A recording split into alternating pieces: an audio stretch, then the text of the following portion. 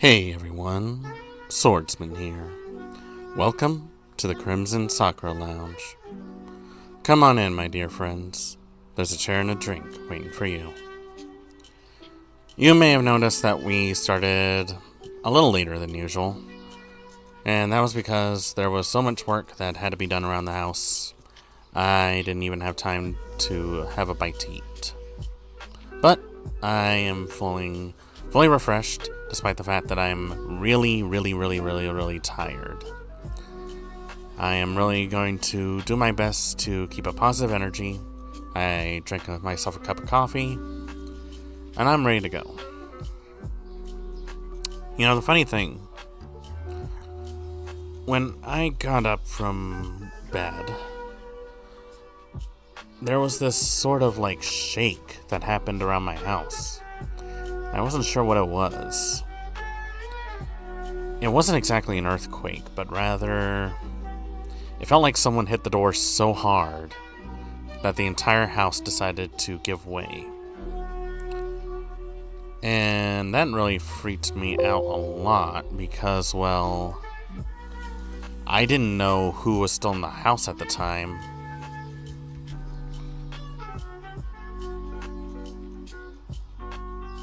It really felt like someone had just had a really bad day and just slammed the door shut. But as far as I knew, I was the only one in the house. So that kind of made me wonder what happened. And sure enough, I look outside and there was an argument happening across the street. I tried my best not to get involved because, well, that wasn't exactly my cup of tea. And that really proves a point, too, because, you know, when people think you live out in the middle of nowhere, there really isn't much for you to complain about. But I often find that a bit untrue, mostly because I feel like there's plenty that you can be really cautious about. In fact, when you really think about it, just because a place is quiet, that doesn't always mean that it's safe. I remember very closely on how I used to wait for the bus while I was in college in one of the campuses, and there was hardly anyone there. But no matter what, there was like this feeling of uneasiness that came to mind. And that uneasiness was still amplified even though I knew that the campus security was around. For one reason or another, I just couldn't find out why I had this uneasiness. Because, you know, there really isn't that many people around where I live. In fact, you can be hard-pressed to even stumble onto a large group of people even during an event. So that begs the question, how did I feel paranoid, thinking that something was going to happen to me? And, well, I talked about this with some people, and they actually had some pretty interesting things to say. They felt like that sort of isolation, it lets your mind wander as opposed to whether you're in a large crowd or not. And I think that means that your brain sort of triggers on the fact like it's preparing itself for something to happen. It's preparing for that sort of horror movie feeling where you feel someone is like right up next to you and they're just breathing down your neck and they're just following you everywhere you go and they're just going to pick up a machete and then cut you to pieces. But in reality, it's just your mind playing tricks on you. And that quietness sort of amplifies that fear and paranoia.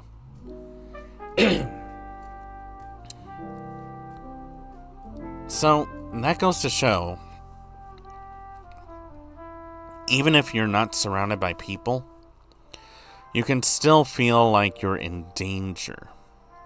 which is why I do not care much for the countryside. I am not a country boy. I am a city boy. I mean, I'm a city man, not a boy. Not anymore.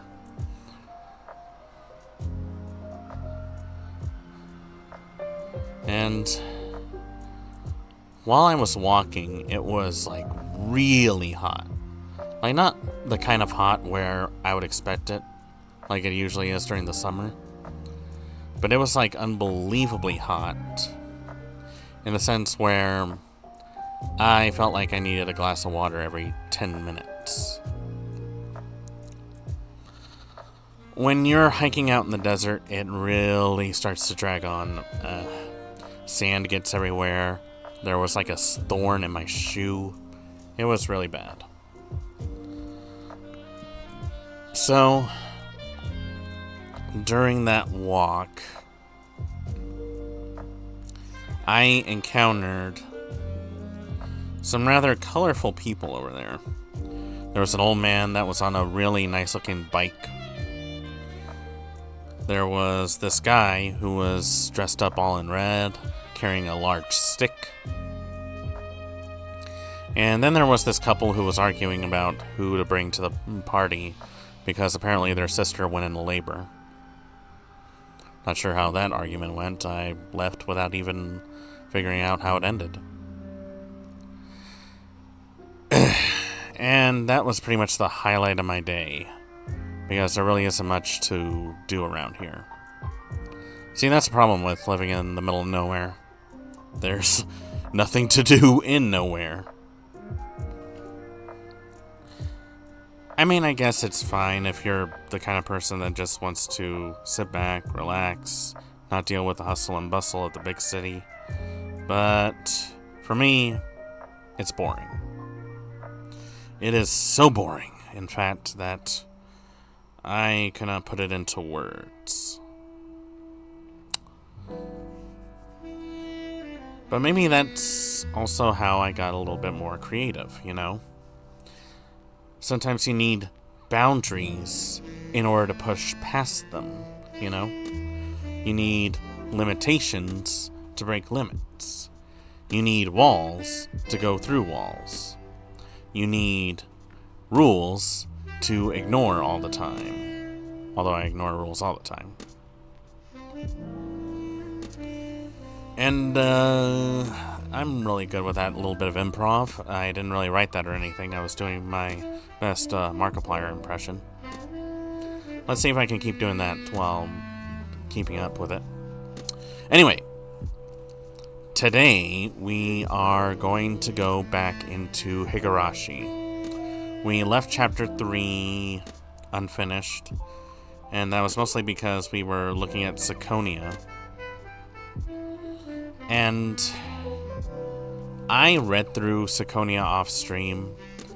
I won't spoil it for those who haven't read it yet. Let's just say it makes Higurashi seem like Mary Poppins in comparison.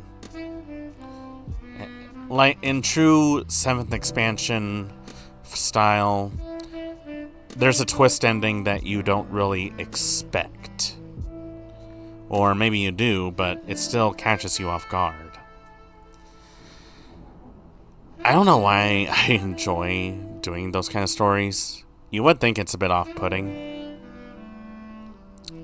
Although, to be fair, I do kind of like horror in the sense that it keeps me on my toes a bit. You could give it the benefit that it's a visual novel and you're just reading through it. There really isn't much in terms of gameplay. It's just you using the imagination and what few character sprites there are throughout the game. So, I guess in that sense,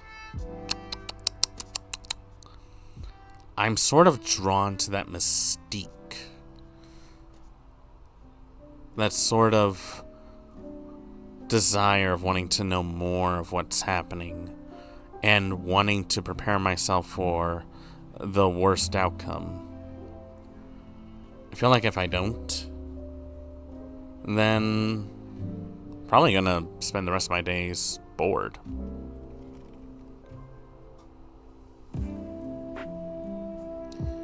When we last left off on Higurashi, we learned that not only was Satoko a bit more tsundere than usual, but we've now found out the reason for it, and she sort of has this sort of development with Keiichi now, where she sees him as, I guess, her own brother, in a sense.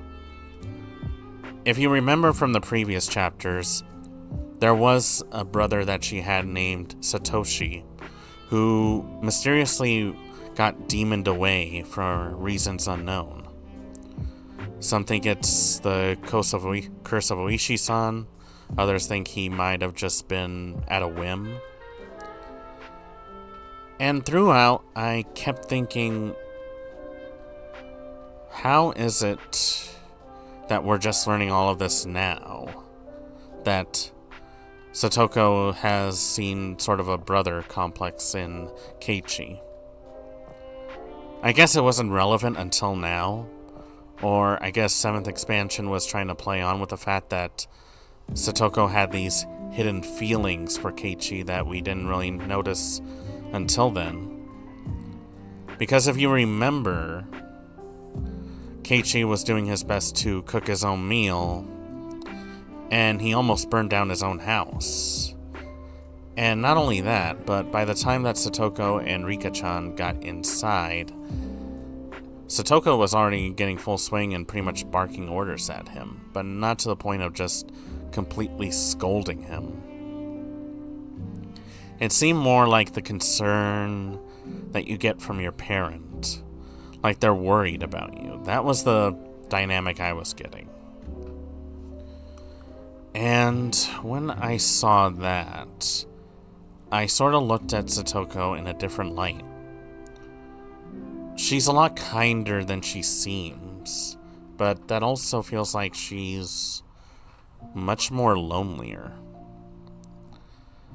Now, she has spent time with Rika-chan in that house. I don't know if they're like platonic friends or romantic friends. I'm pretty sure in the later chapters we'll figure that out. But overall, it really opens up your mind because the further you go in these chapters, the more character development is going on. Satoko really comes off as this sort of bratty, really high-class girl, acting like she's all ladylike. But underneath that dynamic, it seems like she's a girl of both loneliness and kindness. She wants to be friendly with Keiichi, although I use the term friendly because, well, she usually has traps planned around. But also, it's clear to me that the whole curse of Oishi-san had a huge impact on her as a child. So when I looked at it, I went back to the anime to watch up to the scenes that ended up leading up to this chapter. And I noticed quite a bit of a change in Satoko's character. Almost in a sense where I had a high sense of respect for her. It's very hard to describe. Satoko is a very underrated character, I think. Don't get me wrong, I really enjoy Rena-chan, and her model is currently sitting right over there on my desk right there.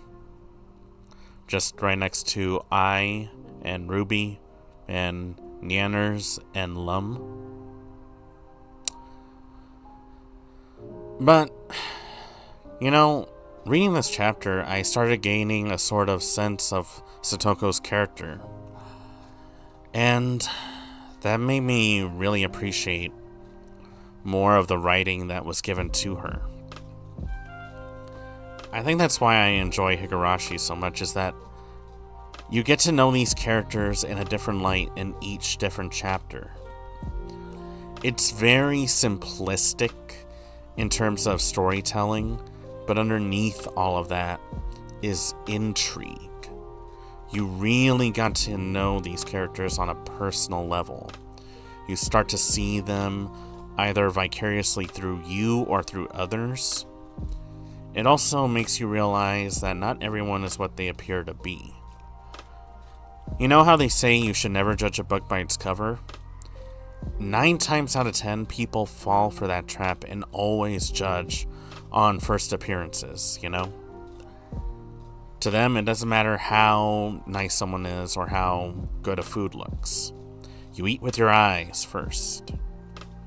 And you make things on assumption rather than instinct. Which is a shame, because I think that's the reason why so many people are nervous when they try to make new friends, or when they're trying to get a job interview, or just meeting new people at work.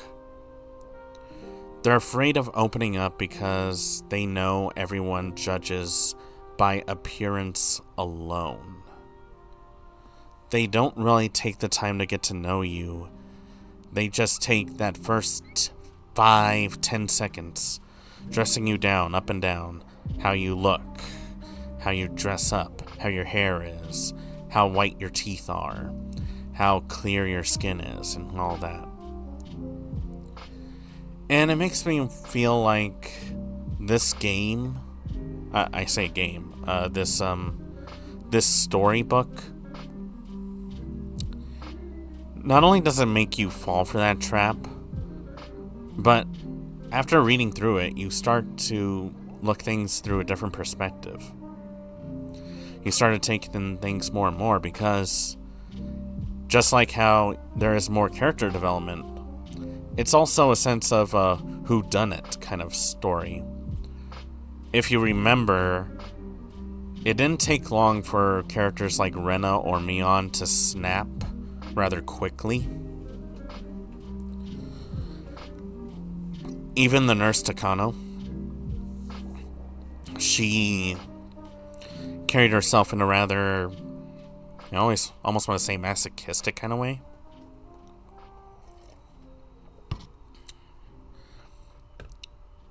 And it really shows that this curse that befalls the village, you really don't know what's going to happen. It feels like it's keeping you second guessing yourself. For all we know, Satoko might be faking it. She might be plotting to stab Keiichi in the back, for all we know. Or maybe Rika-chan is getting jealous that Satoko's spending more time with Keiichi. And maybe she's planning something, right? Follow me? And then, if you remember, in Chapter 2, we got introduced to Mion's twin sister, Shion. And that adds to a lot more of a degree of mystique, because at any point, either one of those two could have been the same. Mion could be pretending to be Shion and vice versa. So that also leads into further questioning. Then there are the characters like, the photographer Tomotake and the cop Oishi, who don't really get a whole lot of screen time, or rather, they don't get too much center focus. But you can tell that they know more than what they let on. And sometimes that can really make you wonder, are they really deceptively trying to use you, or are they trying to let you be something of a scapegoat? Because, Tomotake-san, he comes off as rather nervous and shy. He's very good with his camera work and likes to poke fun, but he's definitely very reserved. Then you got Oishi, who is loud and boisterous. He's very seasoned and really knows his job as a cop really well. And he's like, I don't want to say he's bad, like, he's sketchy for sure. He's very sketchy. He doesn't really hide the fact that he knows more than what he seems to know. But that also makes you wonder, does he enjoy the fact that the Watanagashi brings out all this death and disappearances year round? I feel like he would be the perfect setup of being a bad guy. Tomotake would be a little tricky to fit in as that role, but I don't think it's impossible. Satoko and Rika-chan, I could sort of see as being villainous. You know how they say, like, the younger kids are usually the most evilest? I feel like it wouldn't take much for these two to pull off a con. To pull off a murder, though, that would be a whole other can of worms. We've already seen what Rena and Mion can do, so those two are definitely for sure victims of circumstance. Shion, I could sort of see her becoming very mischievous, very sketchy too. I don't know if she would be killer material. More like victim material if you think about it.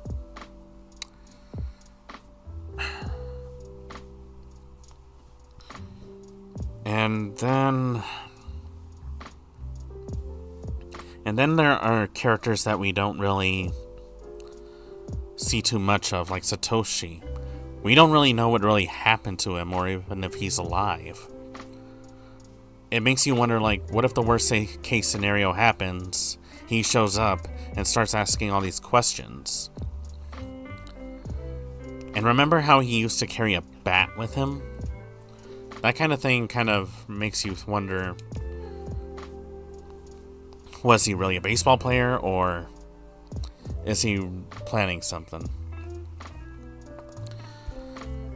I personally would think that him coming around would be either as a character of warning for Keiichi, or something of a rival, like he wants to take his place back from where he was.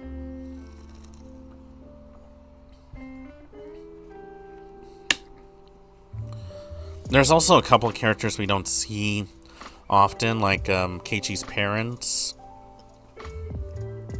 No, and of course the elders of the village, the other cops.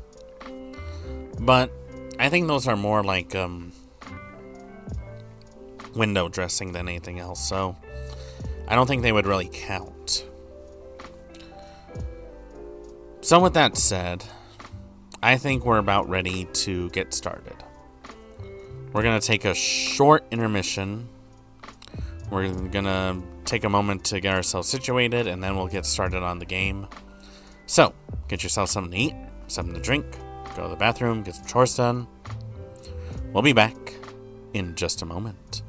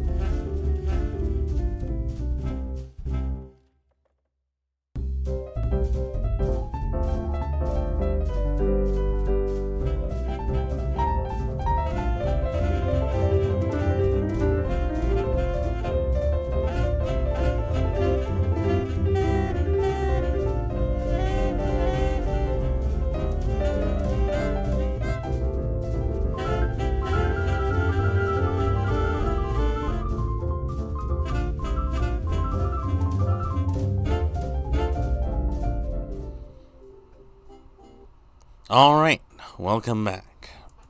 I think we're all ready to get started. Let's get this show on the road.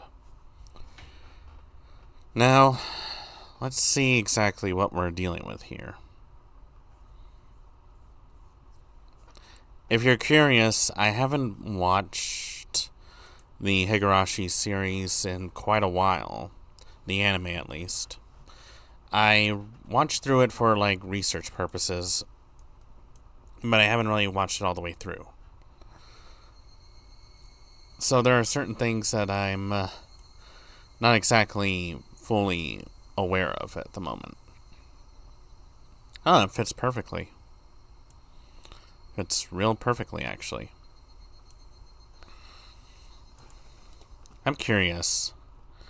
Is there a way to get back into... I know there were other sprites for this game. Let's see. Show menu.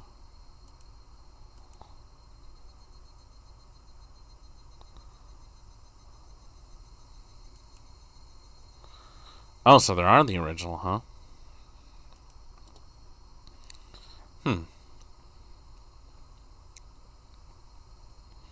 We'll keep an ad the updated ones for now. Let's see, where did we left off? Right at the end of chapter 2, so we actually still got a ways to go. Although, if I remember correctly, this is actually one of the shorter chapters.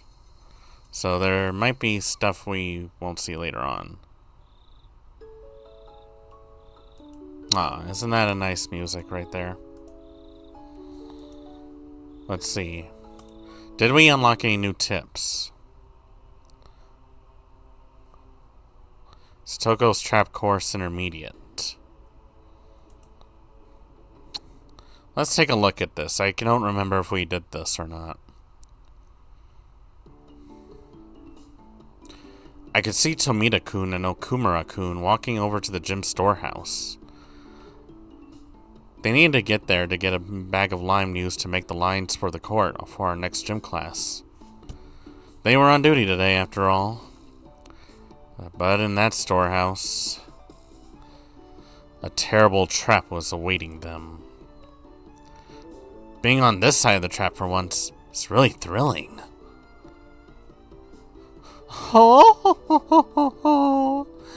If you realize that is the true pleasure of setting up traps, then you have the potential for yourself, Keiichi-san. Two of them fumbled around with the gym store's locker house. Oh? What's this? Okumura-kun pointed to part of the door and started whispering at Tomita-kun. Then, realizing something, they both jumped away from the door. Oh, Satoko? I think they found out. Did we mess up? I had calculated that they would have noticed the trap at the entrance. And of course, I've calculated what action they will take now. According to Satoko, after they had noticed the suspicious trap on the door, they would go around and try to get in through the back window. And just as she prophesized, they went around to the back. And just as she prophesized, they climbed up, opened the window, and tried to sneak in. Wow, amazing. Everything's exactly like you said. It got him! Ooh. Did she put a nuke in the storehouse or what? An explosion of pure white lime burst out of the window. After a few moments, the two of them managed to crawl away from the window, both of them completely white.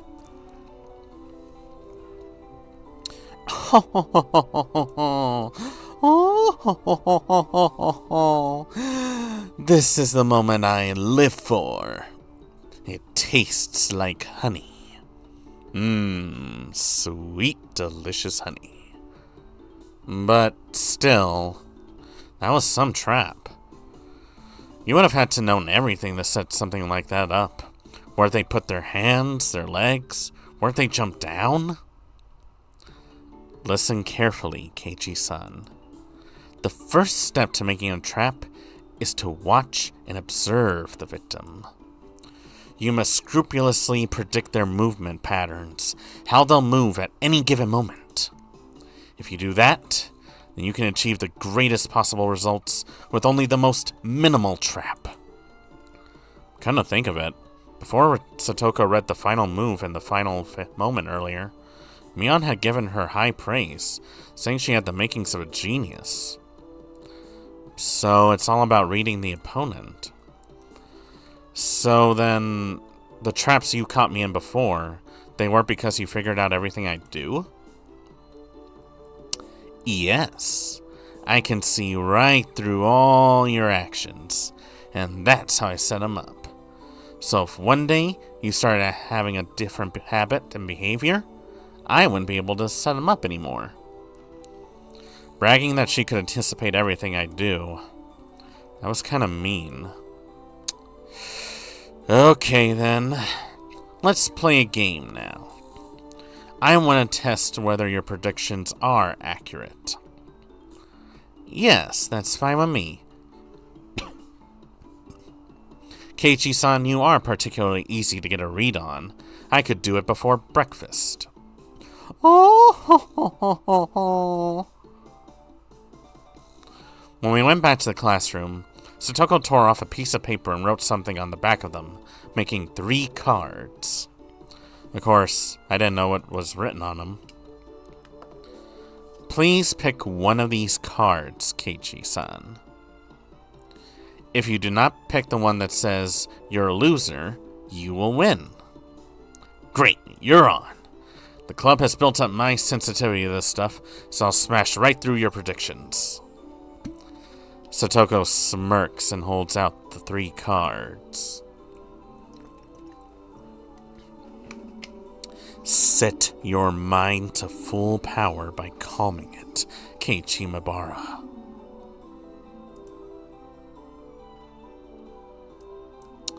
This will require all the notice. You just need to believe in yourself.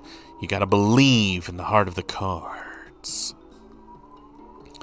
Cool and collected is how you win. If I don't pick the losing one, I'll win. Which means if I do pick it, Satoko will win. In other words, Satoko wants him to make me pick the losing one. What would she do to make sure that I picked up the losing one? Could she even predict something like that? Statistically speaking, isn't there some rule that says I'm more likely to pick the one in the middle or the one on either side? Then it hits me like a flash. This is what Mion would do. Now, which one will you pick? I've made my decision, and it is this one. Huh? What are you doing? I steal all 3 cards from Satoko's hands. I predicted what Satoko would do in advance. Satoko wanted to make sure I picked the losing one, which meant all 3 of these were losing ones. And that's how I knew. Allow me to look at all 3. And I flipped all 3 cards face up. And on each one there was a single word. You're a loser. Clever. What is this? You're a loser.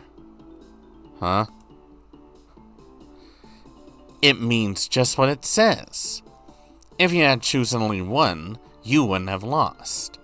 What? Then you predicted that I'd draw all 3? I held my head in my hands and fainted as Satoko reveled at the might of her abilities. Her shrill laughter echoed throughout the classroom. Bonk.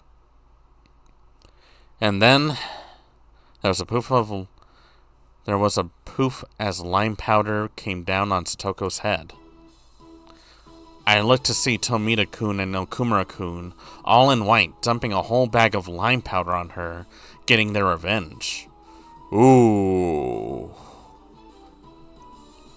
That's one way to do it. Hojo! You're the only one who could have set up a trick like that. Oh, well, excuse me. Would you happen to have any proof? And I'd like it if you didn't call something so inelegant a trick. Would you call it a countermeasure? I would prefer to call it something more refined as a trap, please. Payback! Keiichi-san, help me! Oh. Our underclassmen clashed around the classroom in furious combat, getting white lime everywhere. Hey, Satoko, why couldn't you see this coming exactly? At that time, I hadn't seen something coming too, though the teacher coming to me afterward and giving us all a stern talking to. Yeah. So, I guess that means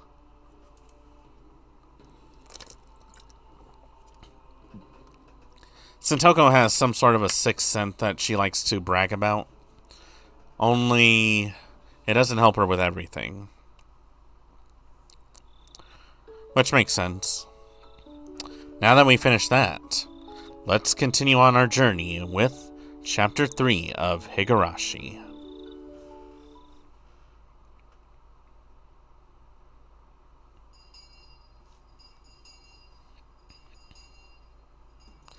Oh, really? Your parents came home, huh? They smelled like energy drinks, and their eyes were all bloodshot. They said they had a crazy amount of stuff to do and were up 2 whole nights in a row. Adults have it tough. Your dad is an artist, right? They really do have it rough. Come to think of it, he wasn't he? I would very much like to see what kind of things he draws sometimes. An artist, huh? I'd seen a number of watercolor and acrylic paintings on display, but he had to have been doing some other job too. Just what did Dad do exactly? He didn't let anyone into his workshop after all. I wanted to sneak a peek one day.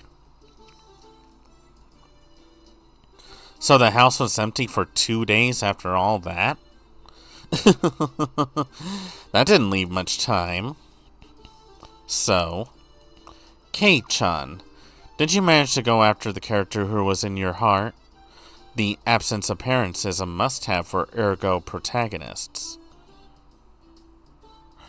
He built up a lot of relationship points and raised all the right flags. I have no idea what any of you are talking about. That means you don't need to cook for yourself anymore, Keiichi-kun. What did you make last night? In the end, I didn't make a single thing for myself.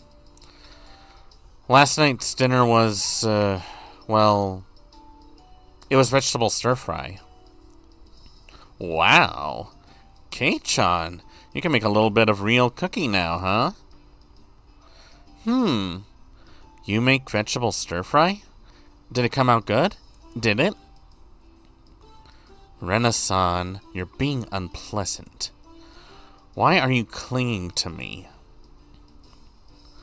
A delicious meal and friendly dishwashing together. How nice, how nice. Hey, I said you're being unpleasant. Hmm?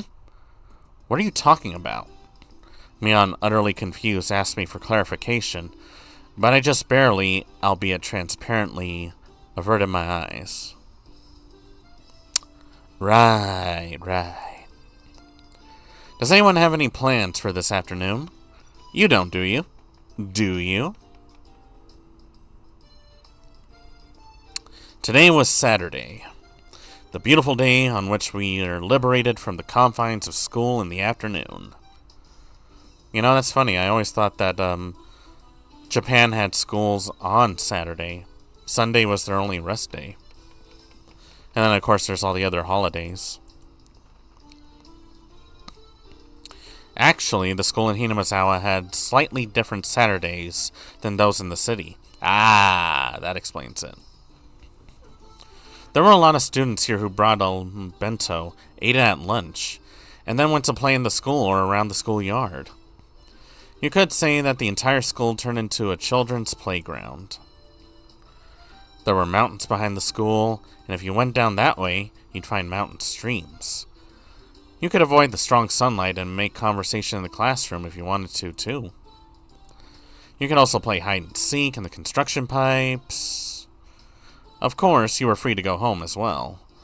There were some kids who went home and helped water the fields or tended to the stores. If Mion was bringing up the afternoon like this, then it must have been for some crazy big club event. However, sadly, I had something I needed to do before taking part in whatever it was. You have work? That's unlucky. I wonder what kind of work it is. Maybe helping his father with his artwork job? Or being a model for his father's art? A model? A nude one? Rena, get your head out of the gutter, please. How? Why are you giving me that face? I looked into Rena's eyes and saw myself completely naked in a questionable pose with a single rose in my mouth. Why are you seeing that in her eyes? And why is she thinking those thoughts? No. I wouldn't do that for 1,000,000 yen. I mean... Wait, how much is 1,000,000 yen? Hold on. Wait, hold on. I need to figure this out. How much is 1,000,000 yen?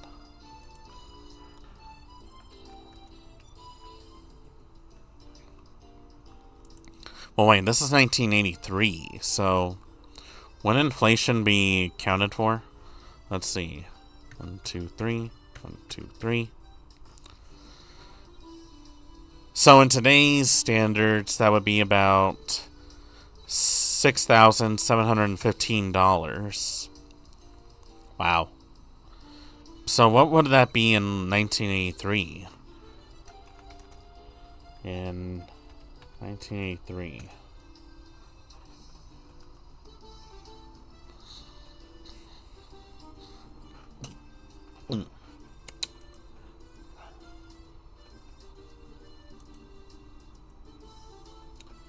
Is there a way to figure that out?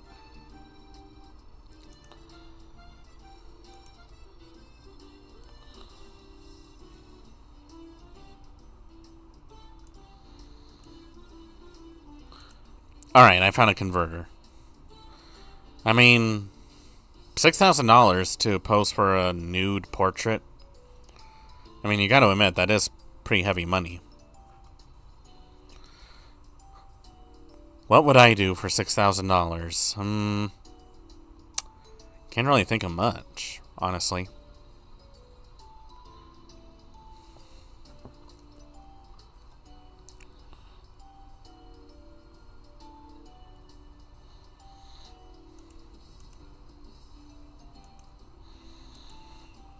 Okay, yeah, so it actually would even out to around like $4,000 back in 1983. Alright, that makes sense. Yeah, sorry, that was bothering me.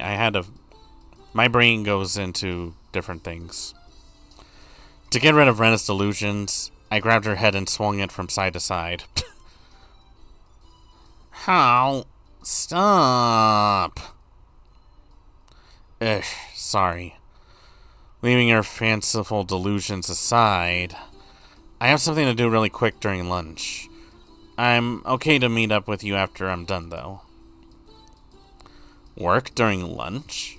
I see. That sounds kind of cool, actually. What could it be? Are you having a banquet with VIP experts? Like a business lunch? Ugh. This is truly sad, but you're right. What? Everyone shouts wildly, surprised. I'm surprised.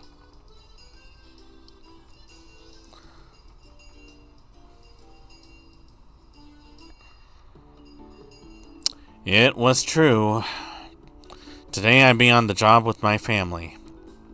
For my dad's job, he was having about 10 people from the publishing agency over for a house party. He called people from work for a party the day after having stayed up 2 nights in a row. I'm amazed at their vitality. Adults have it pretty rough. And how? Of course, it would be incredibly uncomfortable for me. It would be really tiring to have to force myself to smile at some old dudes I didn't know. Boy, that's a mood. But they were my dad's important business connections, so offending them would be bad.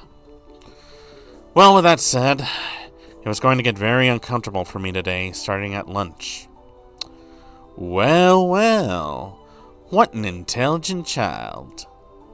This is my son, Keiichi.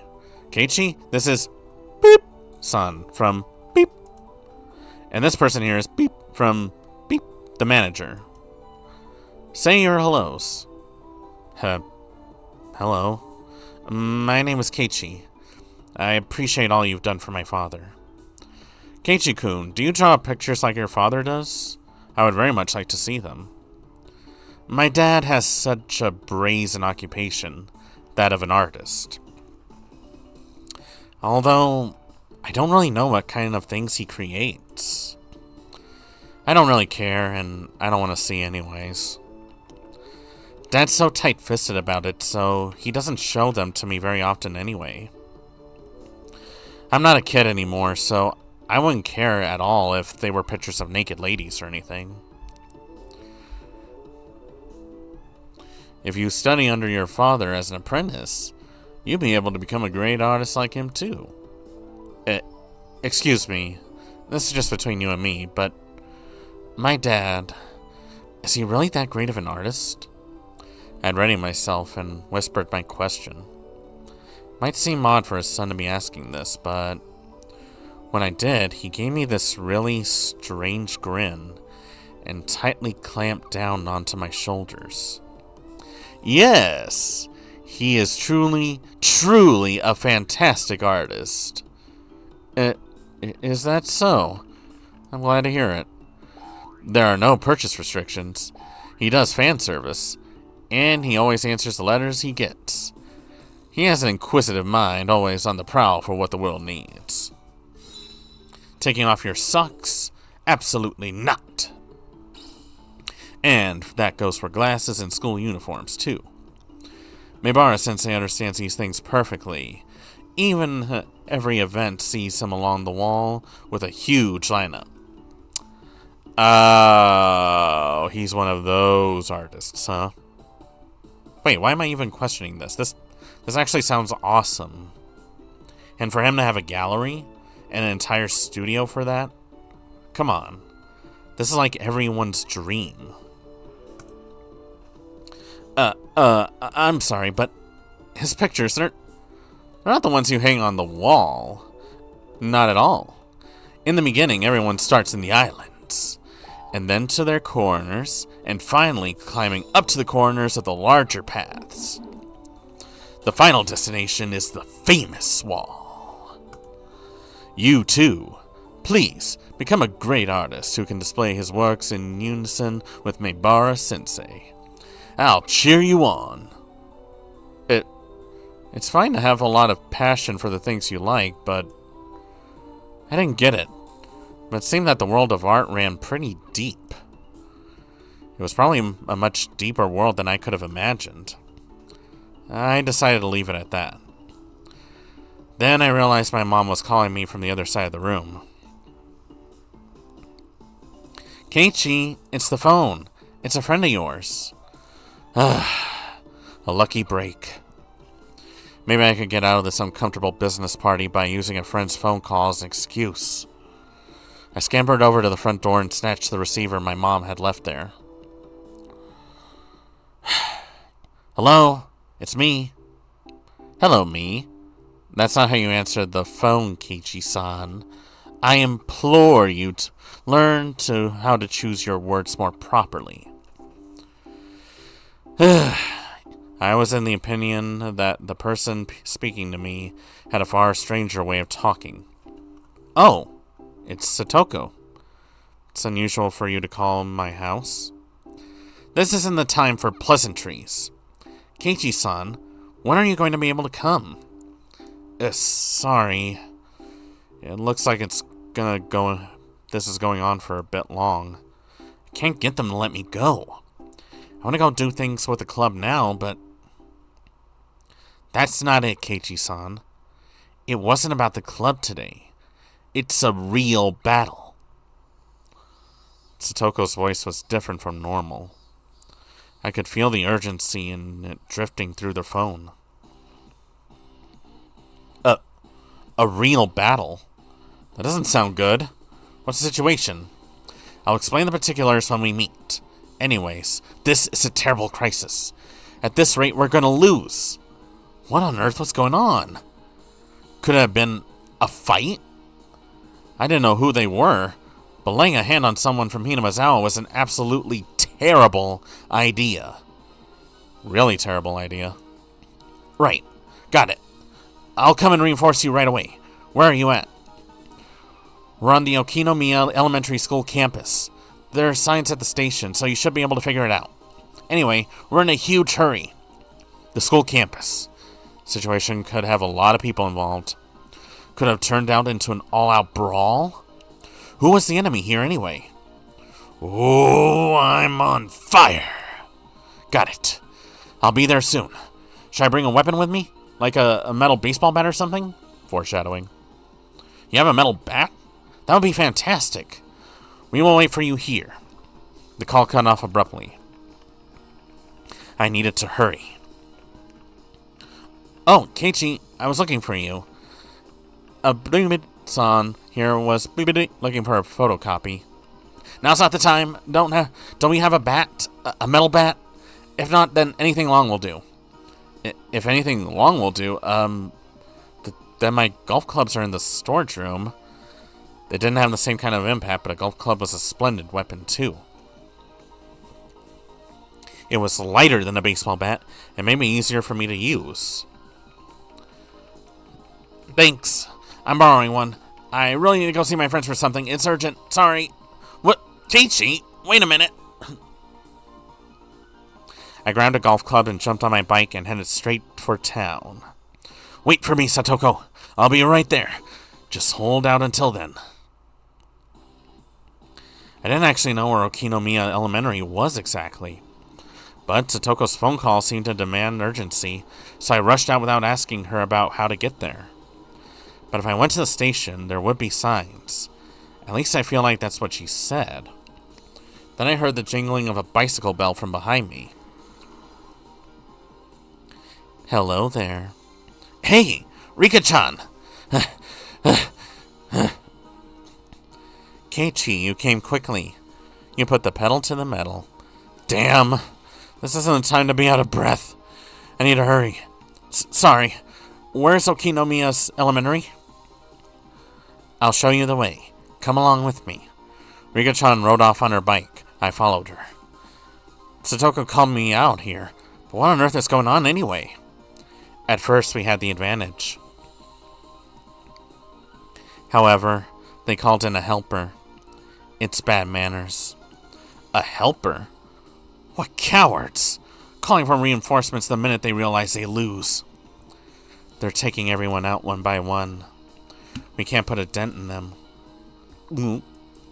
Sounds like they were pretty strong. Anyway, I'll ask about it later. We don't have time, right? Please, hurry. Leave it to me. With Rika-chan leading the way, we headed straight for the elementary school grounds. I asked Rika-chan something during that time. It seemed like all of the club members besides me were part of this fight. Damn. So what Mion was trying to tell everyone was that this would happen? If I had known that, I would have just ditched my family job. But it was too late for regrets. According to Rika-chan, we had a one-sided advantage at the start, but our angry foes had brought a powerful ally. The club members put up a resistance and went against them one by one, but apparently they couldn't stand up to them. The combined efforts of the whole club couldn't win? Just what kind of monster is this guy? He's amazing. The enemy is unorthodox. Orthodox.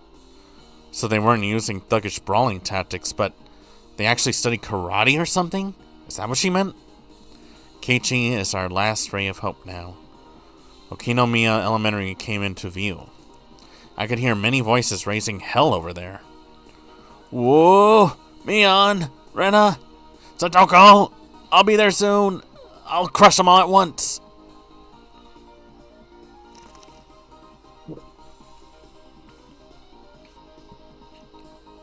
There were a lot of bicycles left out in the front of the school.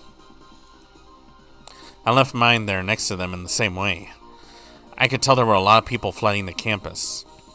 Were the two armies in the midst of a huge no-holds-barred brawl? I took out my golf club in hand. Whoosh! I swung it. I felt a sensation of it sticking firmly in my palm. Great! The feedback wasn't bad. I'm gonna go all out with this thing. I dashed at breakneck speed to the school gates, swinging it around. Come on with me, Rika-chan. I will show you what the almighty manly warrior Keiichi Mabara can really do. Wow. Keiichi, you're so reliable. You're going on a rampage with a golf club. Rika-chan applauded me, though a little dryly, lauding my valiance. The manly Keiichi Mabara put it behind him and headed for the place where he may die. But Keiichi, why'd you bring a golf club today? I had no choice. At first I figured a baseball bat would have been good, but we don't have any in my house. A golf club was far better than going barehanded, so I brought one. How very excellent. I will give you a pat on the head. I can't wait to see your golf club rampage. Despite the emergency situation, Rika-chan reached up and stroked me on the head. Hey, this is no time for jokes. Huh? Crack. Then an extremely loud metallic sound rang out, and I heard many people cheering. Oh, wait. Is this just a baseball game? Left! We missed it! Run! You can get to second base, go! Center! Calm down! Send it to third! The center fielder caught the ball, and after a brief pause, sent it flying to third base. If he had pitched it wildly, it might get there. He gave up on the second, and threw it to third with time to spare. The instructions from the bench, they were solid. Wait, what? Oh, Keiichi-kun's here. Satoko-chan, Keiichi-kun's here. You're late. Loafing around is only okay when you do it at the bread shop. Oh, wow. Who's this? He looks kind of cool. This Mabara-kun kid. Will he really save us? We're up against the ace of Oishima, left arm Ameda-kun. He can beat a Koishi-sen class pitcher. He must be a god. It's okay. I'm sure that Keiichi-kun can turn the tables. He's a really dependable person. What? He's the pinch hitter we brought in to take out. Left arm Kameda with his bullet fastball? The one who had a no-hit, no-run game after another during the regional qualifiers? The undefeated demon pitcher of Oishima? The super high school level pitcher that had already been marked by professional scouts? He's going to win against him? Some greenhorn pitcher like that is no match for Keiichi-san. He'll send his throws all the way to the back of the screen for an easy victory. There was a slugger like that in this prefecture? I had no idea. He must have gone under the radar. Hey! San from Hashin stood up. Hey! Take a picture! His full name is Keiichi Mabara. Look him up in the database and send his history to our office. Which one is Keiichi Mabara? Pictures! Pictures!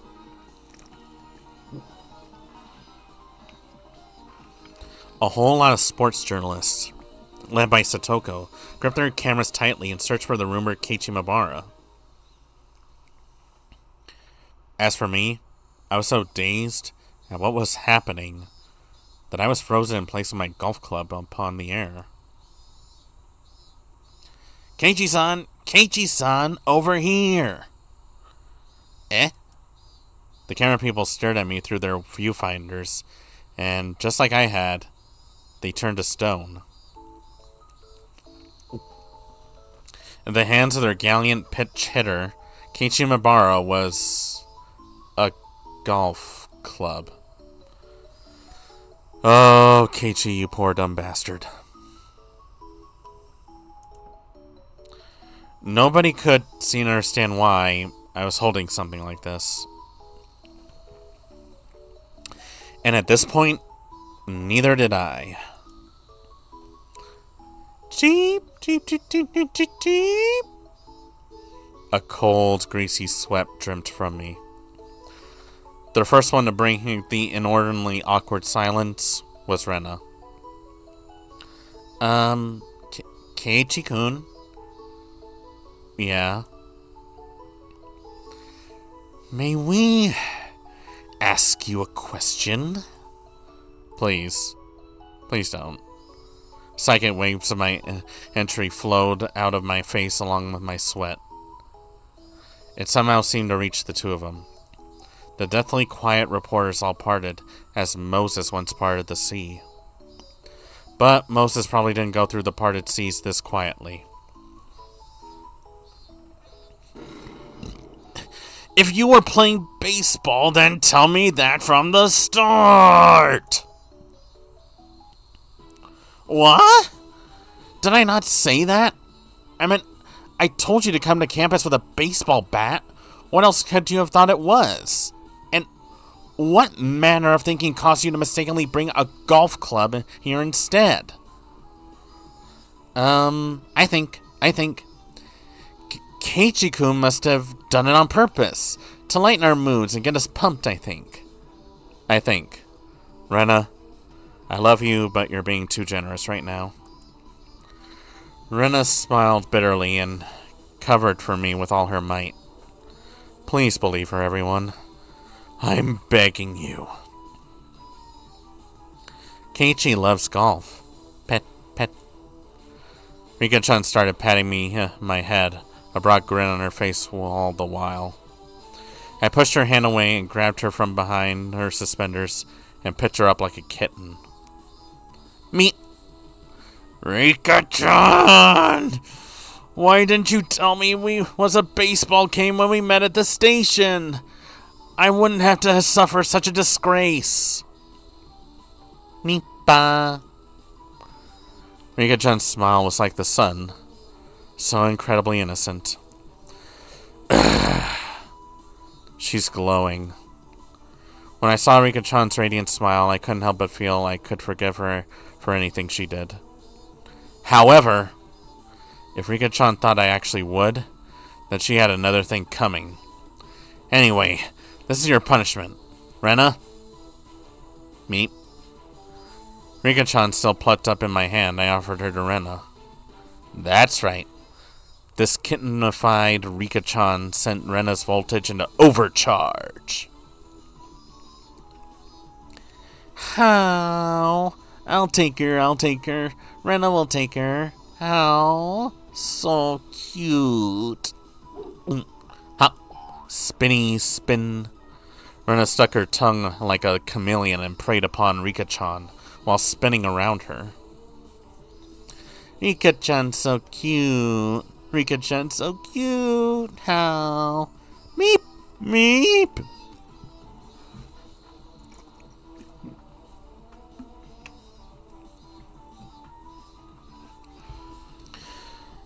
Rena held her tight as a vice and began to get her fill of rubbing her cheeks into Rika-chan's. Their cheeks rubbed together tightly. Rika-chan's face, it looked like it was being crushed by Rena's.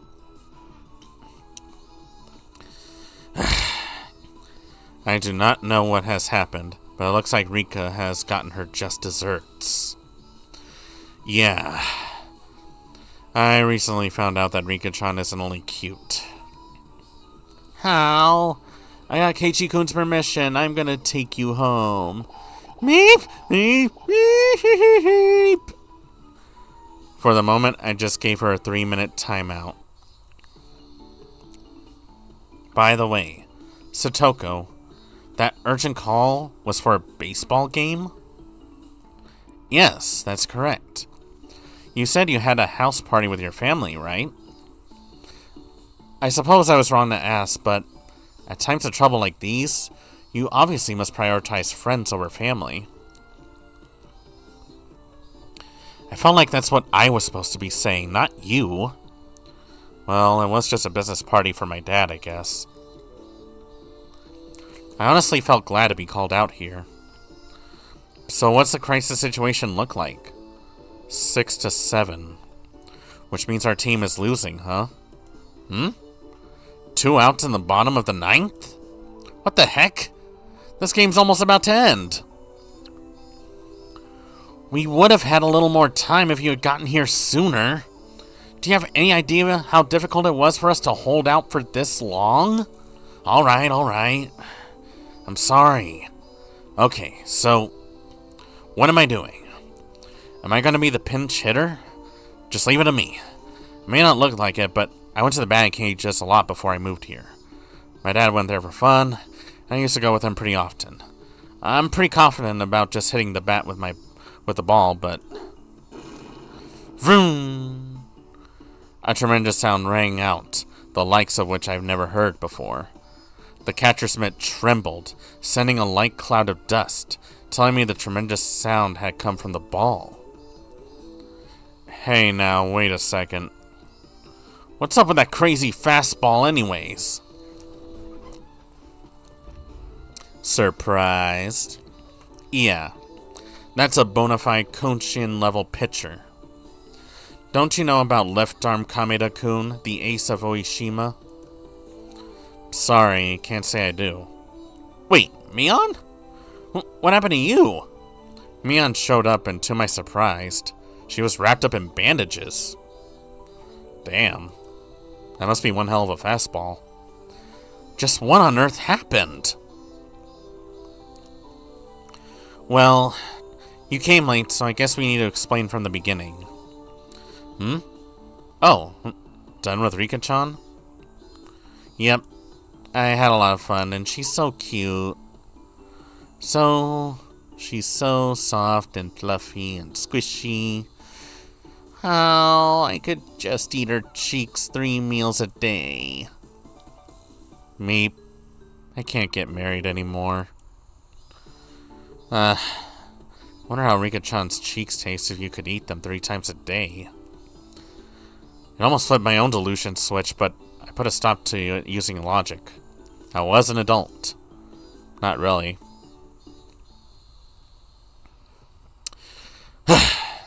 Okay.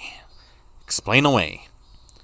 How did things get screwed up enough that a Koshin relief pitcher ended up in a baseball game for fun? Everyone exchanged glances. Then Rena spoke for all of them. Well, at first, it was just a normal baseball game. It's nothing much, just a little grudge match between the Hinamisawa Fighters and the Okinomiya Titans. We were just having a grand old time, really nothing much. Well, in simpler terms, it was an intramural match. A match to settle the grudge between Hinamisawa and Okinomiya. We say grudge, but it's all pretty peaceful and friendly. So why is our whole club a part of it? Some of you are wearing uniforms and some aren't. Last I checked, we weren't the school baseball team.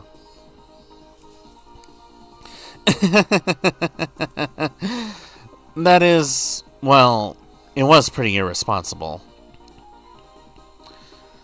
They happened to have some players who couldn't make it today. They were pretty down in the dumps, so we ended up getting involved post-haste.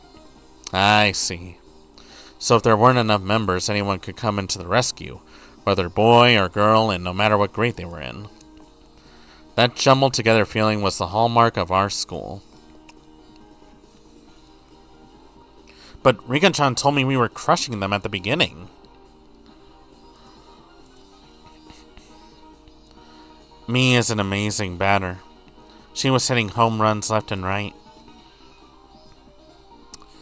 Mion proudly stuck out her chest. Doing so seemed to hurt her somehow, and she groaned pathetically. Oof.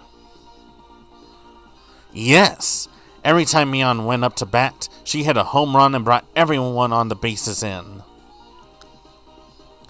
Unlike Satoko, she can actually hit the ball. Rika! Me. Poor Satoko. Alright, I think I got the gist of it. So you're having a pretty easy time until that Koshin pitcher showed up. That's right. It was all of us at the beginning. Maybe we didn't get that many points, but we were always getting people on the bases. And Kameda-kun from Oshima just happened to show up to watch the game today. Oshima was apparently a fairly well-known school in our prefecture that frequently sent people to Koshin. And this man, known as the ace of their baseball team, Kameda, seemed to be quite skilled. Now that I thought about it, it was certainly strange to see cameramen and journalists armband here to watch a casual baseball game out in the sticks like this. I heard that when Kameda was little, he was on the Okinomiya Titans. Ah, so this is his turf. You figured it out, right? His whole team was losing, so that's why he jumped in as a relief pitcher and took them out. Now it's just terrible. We can't even hit any foul balls, much less get anyone on base. But still, a Koshin pitcher barging in? It's unfair. We were just playing for fun.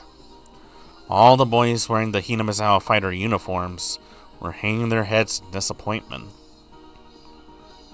I knew almost all their faces. Isn't everyone here a classmate? Oh, I see. We're the only school in Hinamizawa, after all. Oh, it's Tomita-kun and Okumura-kun. You were on the baseball team, too? Mibara-san. His uniform was brand new, and not very dirty, fresh off the presses. I could see handmade banners with their names written on them on the grandstands. I see. Their families came to root for them in their debut game today.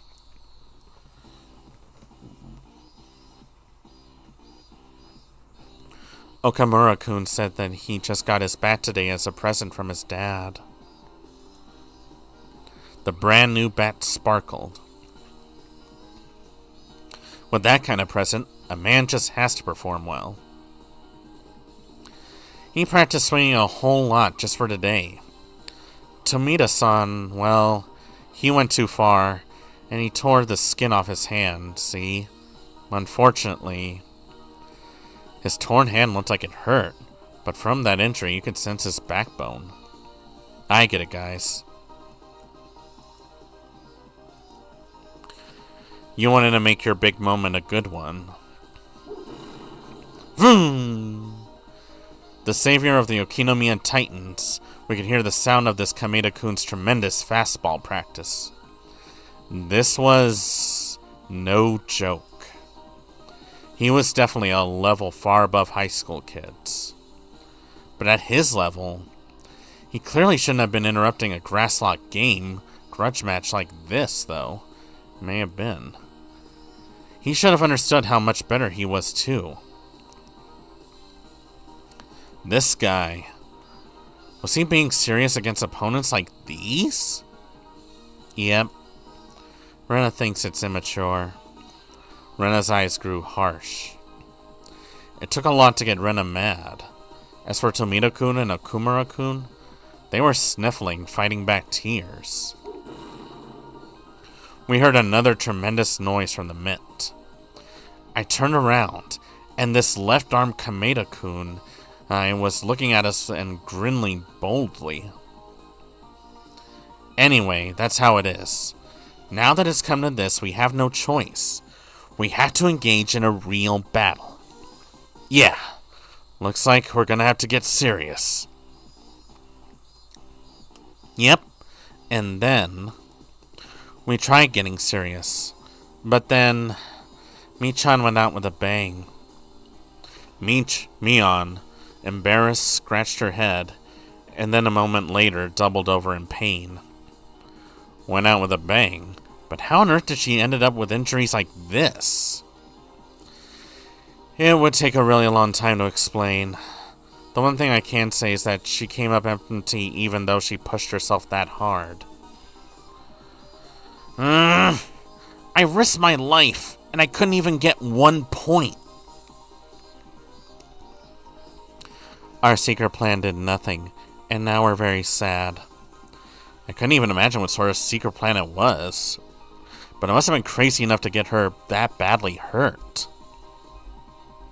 Still, though, we're still playing baseball thanks to you failing, right? Yep. Maybe Michan's last resort wasn't very baseball-like, I think. We have no other recourse now, do we? It means that we have to settle the score front and center in a manner befitting a baseball game. That's right. We have to settle it like baseball. I think normal people would have given up and gone for a frontal attack. But as a member of our club, I wasn't about to accept that so easily. Like baseball? I don't know. If we look at it like a baseball game, then we can't be picky, can we?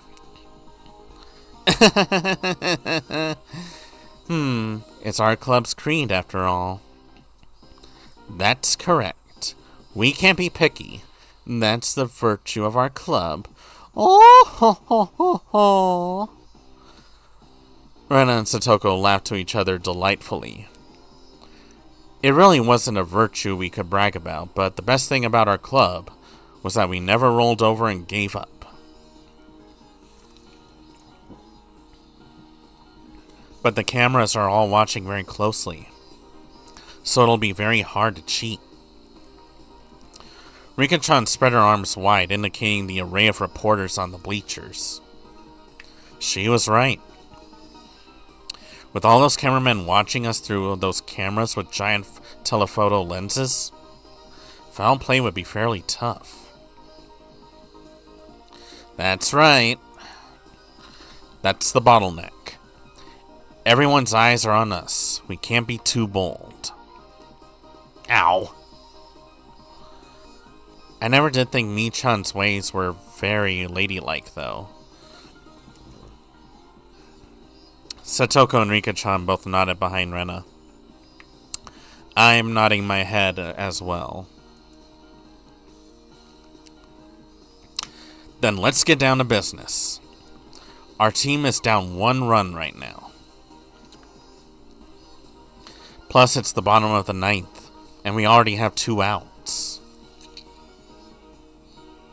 If this old man's plan had gone better, we'd have our bases loaded right about now. There's no point in lamenting a failed plan. Our club never loses heart and always goes on to the next one. Satoko said eagerly, trying to cheer up the downcast Mion, whose secret plan had failed. May have failed, but Satoko still seemed to have another. Satoko, you seem pretty cheerful, which means you got something in your sleeve, huh?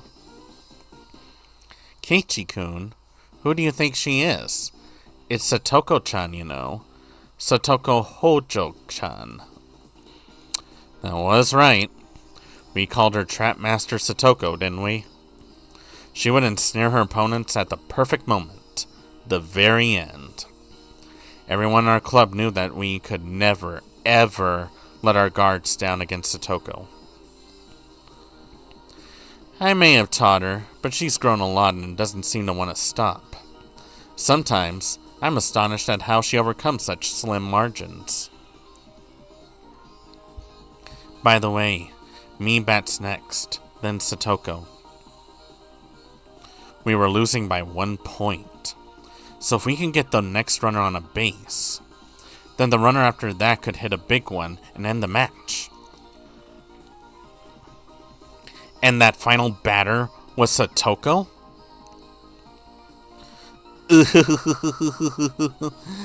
See? You feel like we can win now, right? I can't imagine what she's got set up. But it's gotta be some kind of trap for sure. If I were the opposite pitcher, I'd definitely walk her. There was no way Satoko was going to hit a home run, even in my dreams.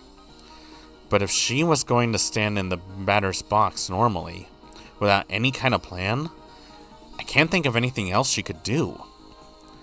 And the fact that you call me here... I see. I think I know where this is going. It meant that I was a necessary piece of Satoko's trap. I'm excited! I wonder what Satoko will do. I can't wait to see Satoko's walk-off home run either.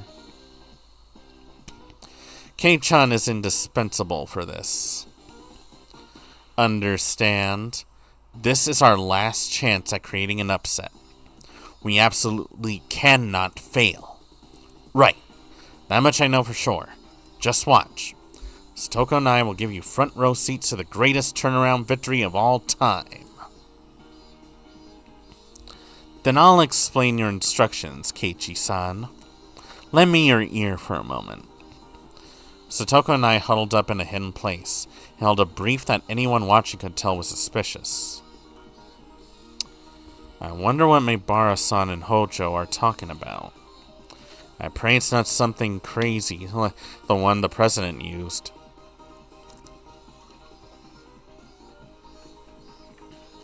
Our teammates Tomita-kun and Okumura-kun seemed very nervous.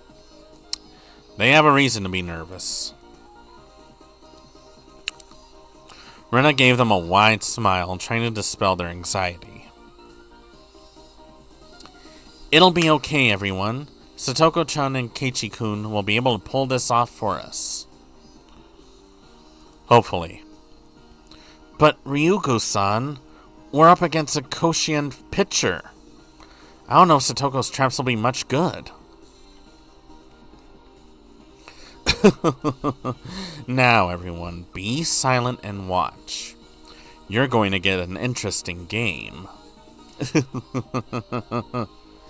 Mion, who knew everything that was about to transpire, looked like she was having a hard time stifling the laughter bubbling up within her. She was so terrifying as an enemy, but so reliable as an ally. Mion waved her hands at the umpire. We got a pinch hitter. I, Mion Sonosaki, am switching out with Keiichi Maibara. Are you sure he'll be alright? The umpire turned an uneasy gaze on the pinch hitter who had jumped in with a golf club. Real smooth, Keiichi. Oh, don't underestimate Keiichi-kun now. The members of our club were the only ones grinning with hard confidence. Let's see. Will Keiichi be able to make this game a turnaround? There's only one way to find out.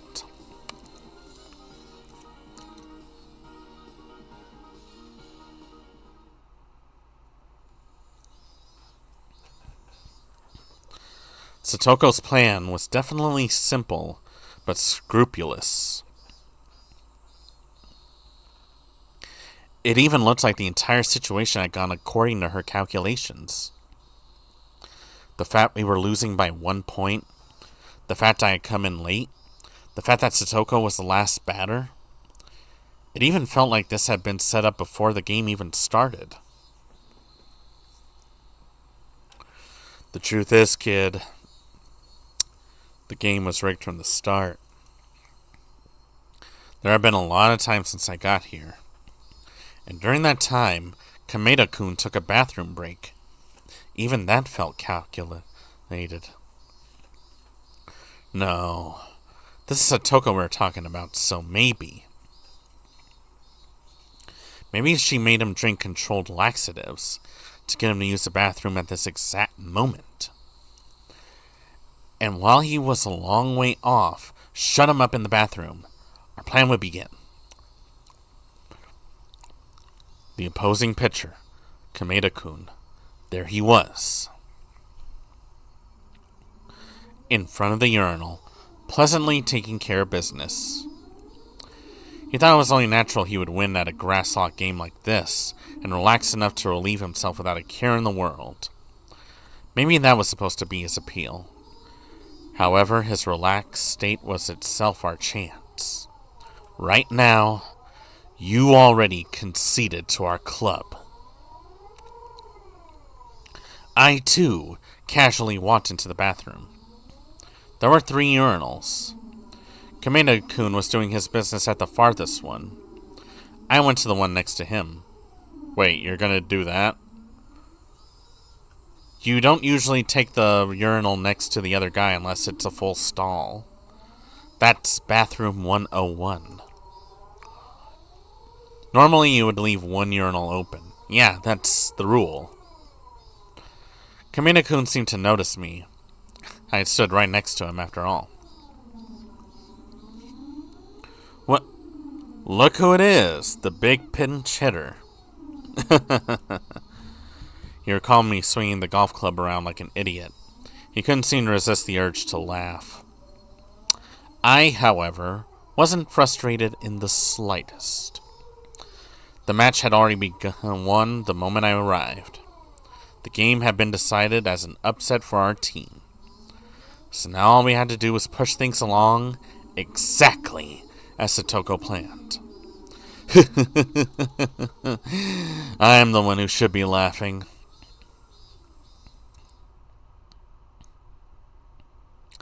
I wonder if Keiichi-kun can do it.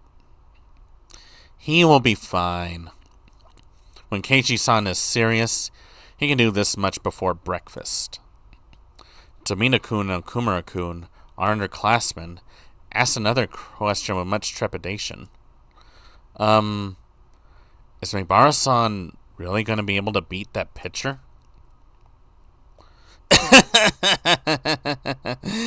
You don't feel any confidence in Keiichi-san after being in the same class with him?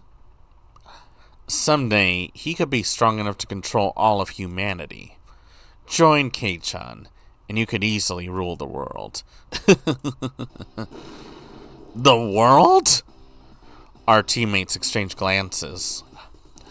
Did Mibara-senpai really have such incredible strength? Just what kind of strength could that be? That would be VN protagonist plot armor. My question caused Kameda-kun to stare in bewilderment, and for a moment, he didn't even know what to say. Sorry, I don't think I heard you right.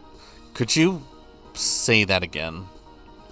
I smiled thinly and looked straight ahead, and said it once more clearly. I'll say it one more time. Let us win. Right to the point. No threats, no beating around the bush, or anything. Kameda's brain couldn't figure out what the meaning of what I just said, and I could clearly tell he was confused. What are you, some kind of moron? Let you win? Are you insane? I've relayed our demands. What's your reply? Yes or no? It goes without saying. Like hell I'd let you win. Is your brain broken? Kameda didn't hide his bewilderment. He didn't want to be around someone who would babble on like this for the second. Those thoughts spilled into his expression, and he quickly moved to leave the bathroom. Kameda-kun, what does victory mean to you? That's a dumb question. Priceless. Absolute supremacy. Nothing else can change it. He grinned lightly as he answered, as if to make fun of me.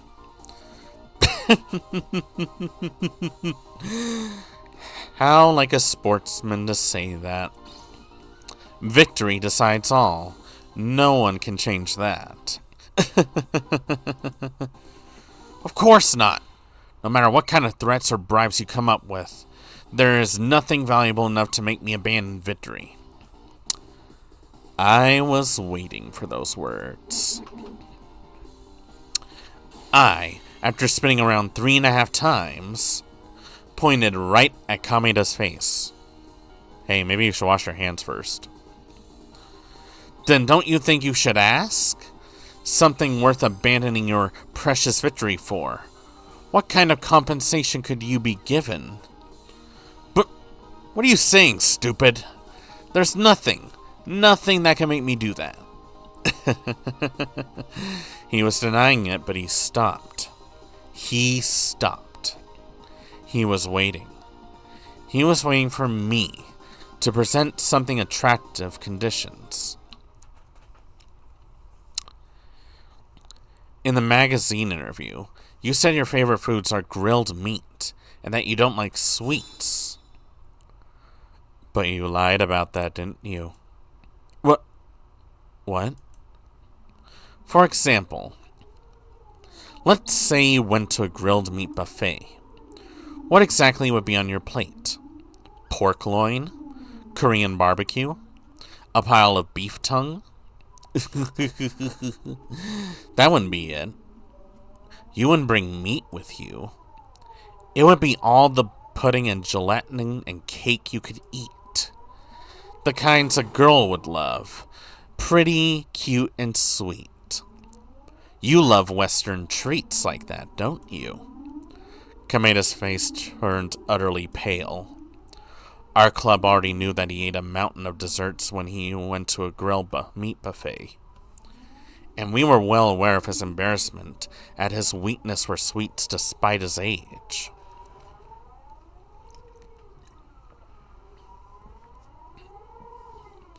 Kameda-kun couldn't possibly have known that the particular grilled meat buffet chain in Shishibon was owned by a member of the Sonozake family.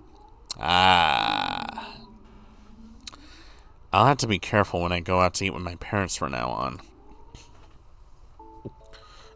No! I love the hearty bone-in... Nope!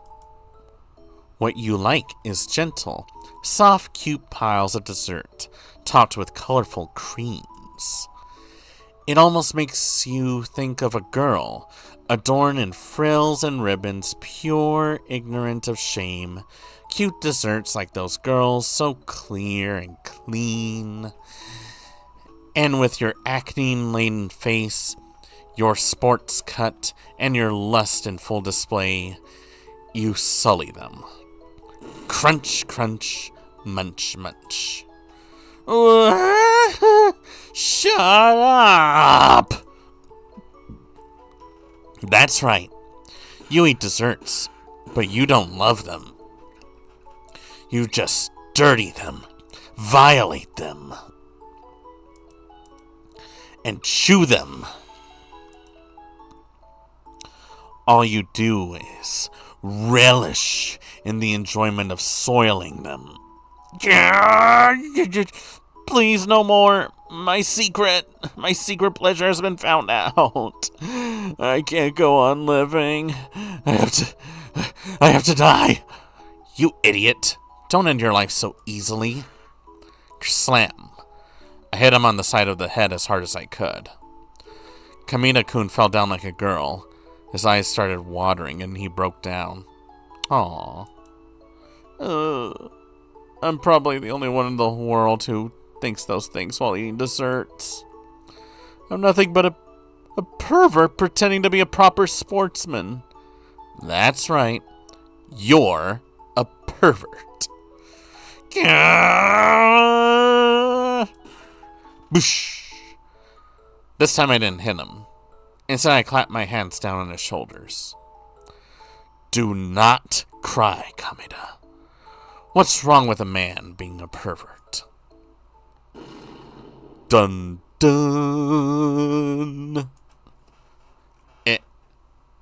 Huh? A man ought to be a pervert, but admitting it sets a man apart from those below him. You've been honest to yourself. You can brag about that. You can be arrogant about it. You can be proud of yourself.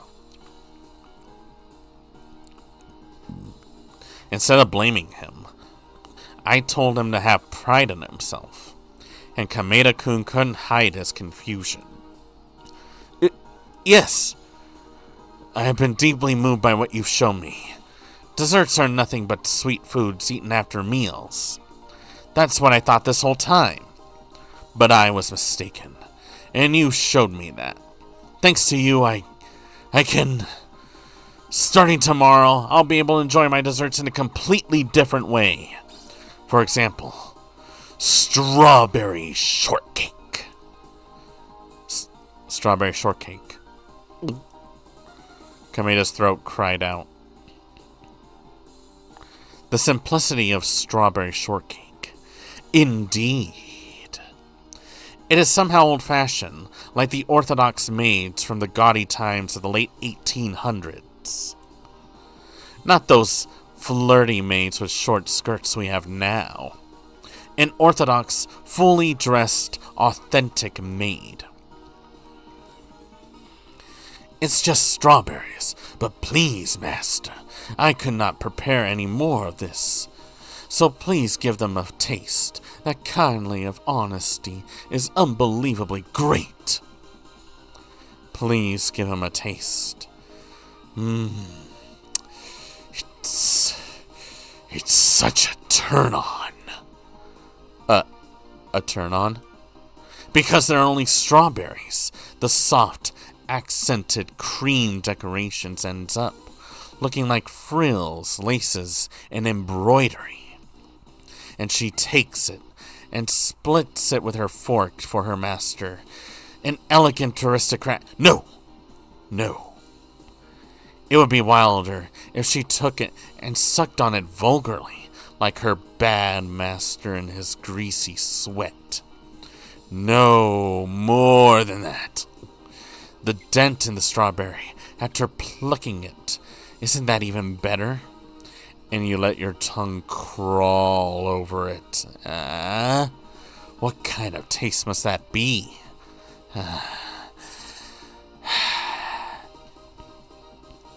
The dent after you pick up the strawberry?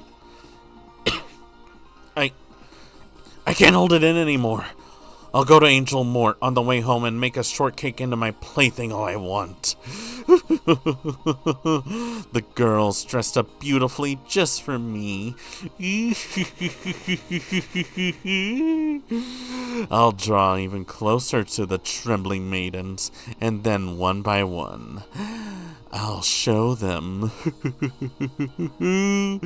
For everyone I eat, I hold my jaw tight, just like this, and appraise the goods, wondering which to eat next. Please translate girls as cake, alright? Keiichi-kun seems to be talking about cake combination platters. Emphasis mine.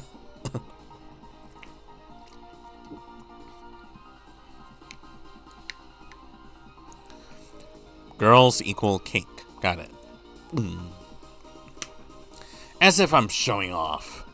I'll hold my jaw tight like this and gulp.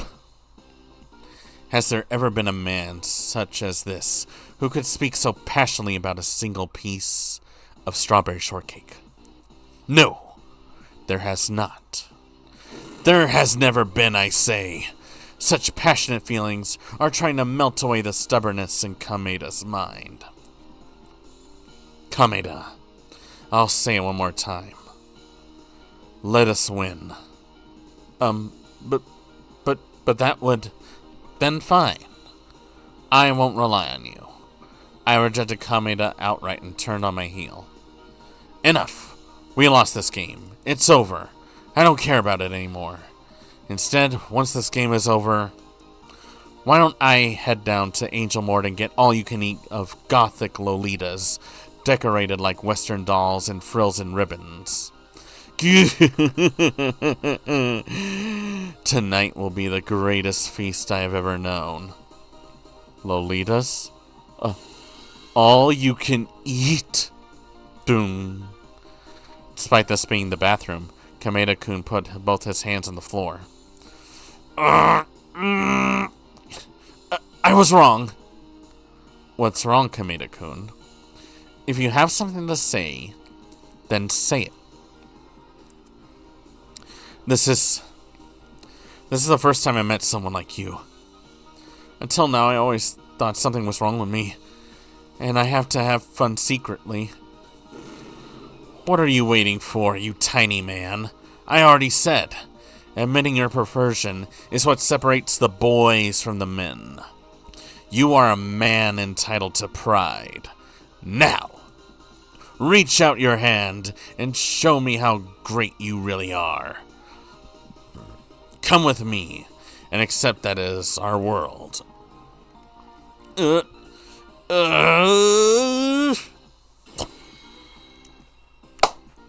Clap. Kameda-kun was crying tears of gratitude, unable to speak. That was the moment we exchanged the most zealous handshake the world has ever known. The handshake of the bond of our souls, ardent and intense, tight and steadfast. For a long time we remained that way. It was an enthusiastic handshake, as though we were two brothers separated at birth, embracing each other tightly as though it would have given us back the time we had spent apart.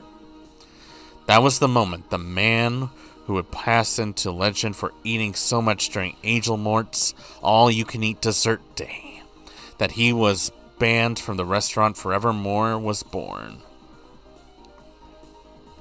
He would eventually write in his autobiography that our meeting this day was fate.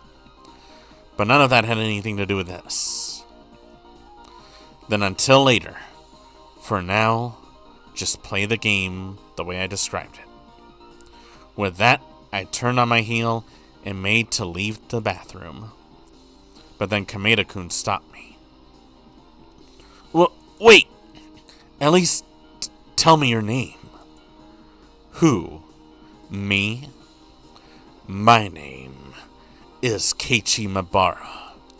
No. I kind of didn't feel like using my real name. Anyway, maybe I should lie to him and use a code name.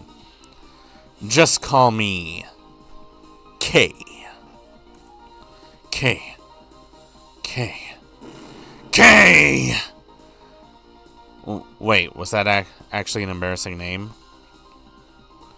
I left the bathroom behind me at a quick pace, hiding my embarrassment. But from what I heard later, I apparently looked quite gallant coming out like that.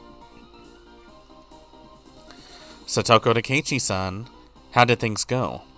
Keiichi-san to Satoko. Negotiation successful. We settled on he and I getting all-you-can-eat dessert at Angel Mort. Mion, no problem, right? 2 guests for Angel Mort's all-you-can-eat dessert. Roger that. I'll set it up. I am actually quite interested in how you negotiated with him. They had a fun talk about how delicious dessert is, probably. Probably. How?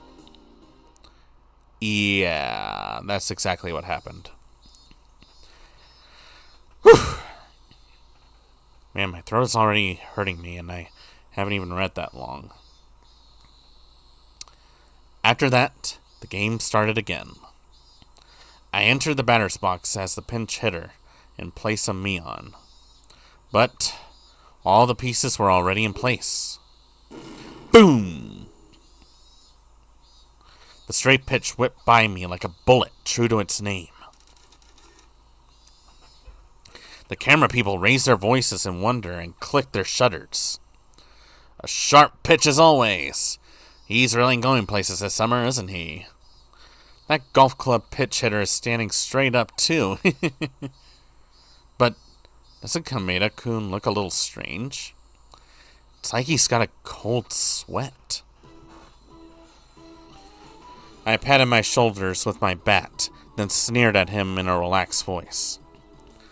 What's wrong, Kameda-kun? Not feeling well today? Gah! I couldn't swing at the ball because I was too busy laughing at it. Was that all you got? Gah, you little...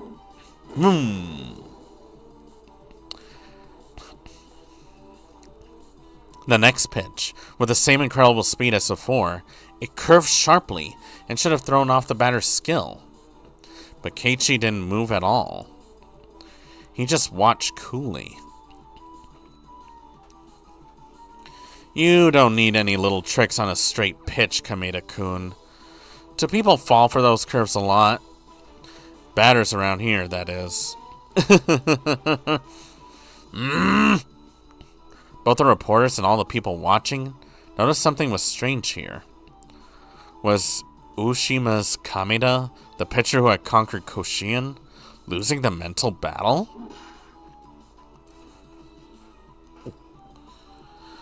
The next straight pitch had an incredible speed again, but went a little wild. It was a ball. I snorted, not even bothering to get ready for it. What, Kameda-kun? Scared of going right down the middle? Everyone calls you the best. You never walk the batter. Shit! He's really good. He really sucks, doesn't he? Yeah. The abnormal, unexpected situation spread confusion throughout the reporters. What is he... Who is this Keiichi Mabara? How can he be so relaxed when he's faced with that supreme fastball? He's bluffing. He know he can't win. Kameda would never throw a ball that insincere guy, like that could hit. No, I don't think it's a bluff. They say that at a high level, you can see right through others. Kameda, without a doubt, is one of the best, which must mean he can see through that mysterious man's true value. A really business person-looking guy took off his sunglasses and gazed upon a Keiichi. Is that? Could it be... The idiot pinch hitter who came in cheering them on with a golf club was actually a genius? I'm sure baseball has long since lost its charm for him, and now he's trying to swing over to golf. A genius slugger making a transfer into the golf world. What a tremendous loss for baseball. Stop the presses! We're changing up our sports columns.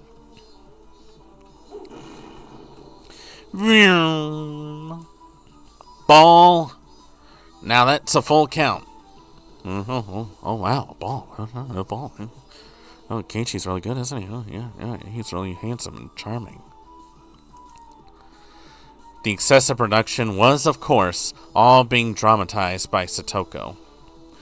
The big shots constantly had their eyes on Kameda-kun. If he were to lose easily, they knew the match would have been fixed. Perhaps she wanted this little play of ours to create a mood where it wouldn't be strange for Kameda to lose, but... Satoko, isn't this going a bit too far? Oh! Do your best now, Keiichi-san. Today, this game, tomorrow, all of baseball. I don't want any scouts actually coming for me. I'm terrified of what would happen when the jig is up. Wait, I can't be making nervous faces right now. Ball. Base on balls. Have you gotten scared, Kameda-kun? I thought you were better than this. Kameda-kun hung his head in feigned dejection. Kei-san, I did this all according to plan, didn't I? Kason?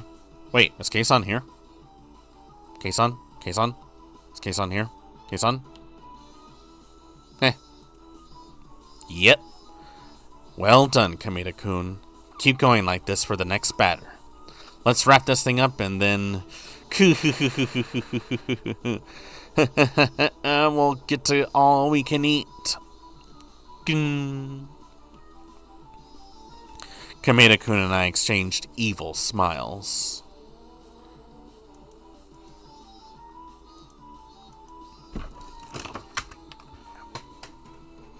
Oops. For some reason, there were a lot of camera flashes right then. It seemed like our dear journalist friends took it as two worthy rivals smiling to acknowledge each other's strength.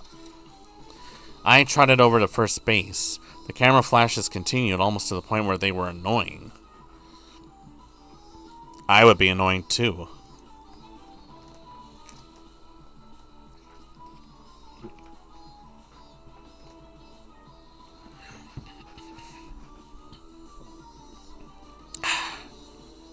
When I got to first base, one of the reporters came over for an interview. Maebara-kun, do you plan on settling the score with Kameda-kun and Koshien? Things seemed like they were about to get too big for me. Maybe I should just be honest and confess I'm not really into baseball. Koshien? I've never been interested in Japanese baseball. Sorry. Whoa. This man, right from the start, he was always aiming for the world. He might become Japan's first ever big leaguer. What? The conversation was getting fantastically out of hand. Oh, I don't care anymore. I'll strike a guts pose for the camera in desperation. Yes! Kei-chan got on base, just as planned. Next, Satoko-chan is at bat. What will she do? What will she do? Alright then. Time to get that walk-off home run and win it all. Satoko stepped up to plate, waving the bat around. The reporters couldn't hold back their laughter, maybe because they had just seen his battle with me. Maebara-kun finally got on base, but now it's all over. I see.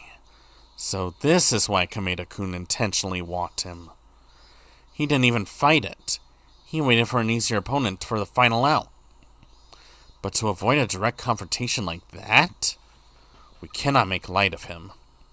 That Keiichi Maebara. Alright. Come on now, Kameda-san.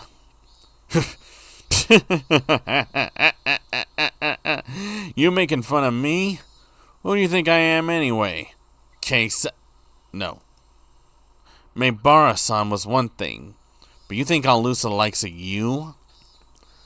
Whenever this girl striked up to bat, she had swung wildly and missed striking out at every time. This might sound rude, but however much Kameda-kun holds back, I don't think she'll be able to hit a home run. I could hear from the reporters declaring that there was no way a comeback would happen. Wait, what? Satoko, she swung wildly and missed every single time she stepped up to bat? Boom! She swung after the sound had ended, completely mistiming it. I could hear disappointed voices coming from those rooting for Hina Mizawa. It's only natural. Every single batter has struck out. Even if worst came to worst, no one would get a hit. And that's why it didn't sound strange when Kameda-kun said this. I can't take it seriously when someone like you. I'll give you a chance. I'll throw the next one slow and underhanded. I'll let you get a hit or two so you can go home and brag to mommy. Of course, those lines were all part of the plot too. From out of the corner of his eye, Kameda-kun gives me a look. Was that all right? Yeah.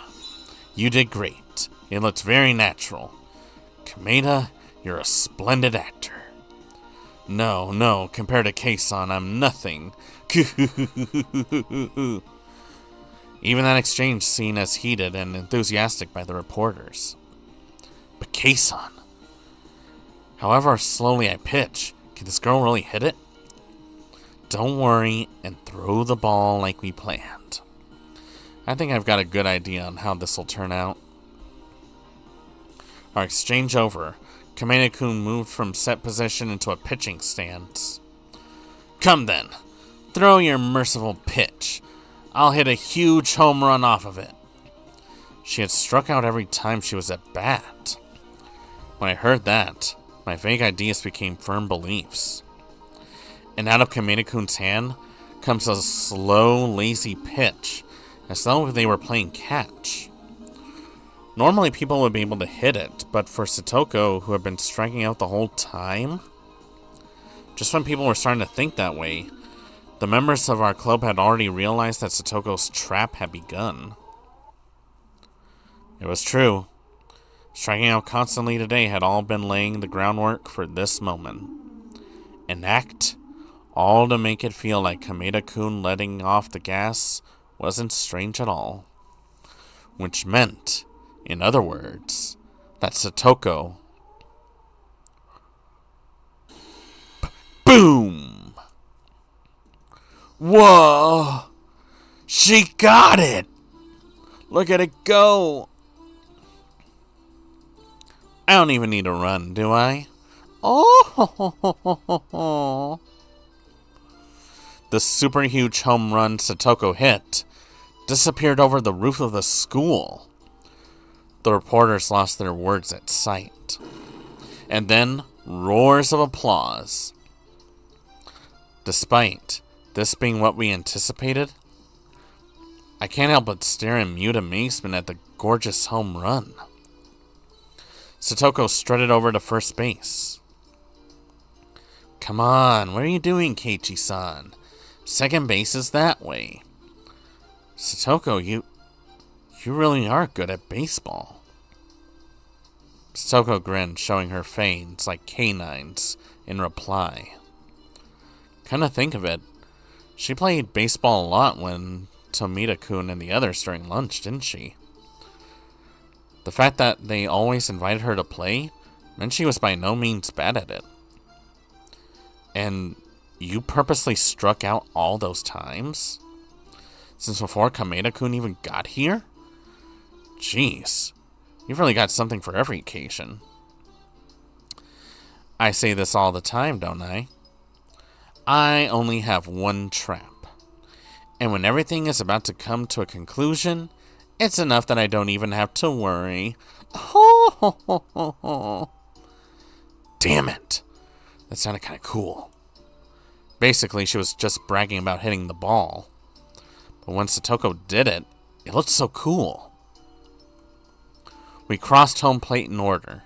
Me, then Satoko, and completely our walk-off home run. Our teammates welcomed us back with their blessings. Meibara-san! That was amazing! Totally cool! I never thought it would even happen. Tomita-kun and Okamura-kun praised me. How about that, Tomita-kun? Okamura-kun? I turned things around just fine. Rena thinks you were cool too. Good work. It was nothing. I briskly clapped my hand against Rena's outstretched palm. Satoko did brilliantly too. She gave us a spectacular ending. Who do you think I am? Oh, man, I can't underestimate her. Satoko Hojo. Kei-chan was great too. Winning Kameda over like that? He is a magician of duplicity. Rika-chan, I don't think that's a compliment. But really, only Keiichi-san could have pulled off such a drastic move. I wouldn't have been able to do it myself. I'd very much like you to teach me sometime. If Satoko learned such displays of power, that's terrifying to even imagine. I'd prefer if you didn't mimic me. After declaring the match over, the umpire came to us. Well, I never. You actually won. I'm shocked. We said Satoko could hit it, didn't we? You didn't believe us at all. The umpire scratched his head apologetically and apologized to Satoko, smiling dryly. And Keiichi-kun was amazing too, wasn't he? Keiichi-kun is actually the most reliable person here. Well, when I saw him come in with that golf club, I certainly had my doubts, but that breathtaking battle against Kameda-kun had me on the edge of my seat. Right, that breathtaking farce. I quirked a weary smile. Not even the Buddha would have realized that while everyone thought this was a fair match, Kameda-kun and I were thinking about our evil dessert-violating ways. Excuse me, Coach. You remember your promise, do you not? Yeah. This is, guess I have no choice.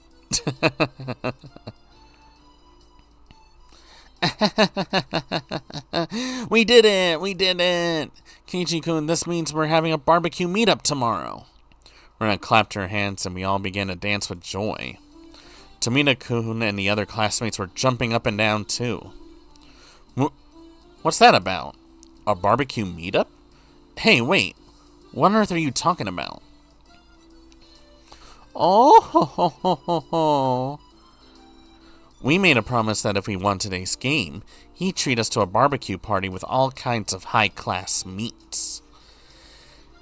It wasn't looking good for a while when Kameda-kun appeared, but thanks to Keiichi-san, we've won that privilege. I see. So that's what this is about. It was certainly not a game we could have lost. Irie's big wallet will be so sad. So sad. You're right about that. But I did make a promise. When we eat, we do it without any mercy. We need to feed our growing bodies, after all. Alright, everyone. Tomorrow we dine like kings. Yeah! All the members of the Hinamizawa fighters raised their fists high in the air and cheered. Rika-chan was petting the head of the umpire, who was smiling painfully at the off-kilter remarks. He gave her his head and looked like he was about to cry. Oh, you poor dumb bastard. It looks like the price of victory would be pretty big. You beat me, but I have no choice since I promised. Guess I should go shopping for some meat. Coach, get us some grade A beef like you promised. We won't forgive you if you buy nothing but vegetables to keep it cheap. Boo-hoo. The umpire, who they were calling Coach, grinned dryly, crestfallen. Umpire? Coach? That uniform he was wearing had Hinamizawa fighters on it. Oh, so he's not just the umpire. He was actually our team's coach. Meibara-kun, is that alright? Can I call you that? Huh? Yeah. This comeback wouldn't have happened if it were not you getting on base. Please come to tomorrow's barbecue. No, besides that, would you please consider joining the team?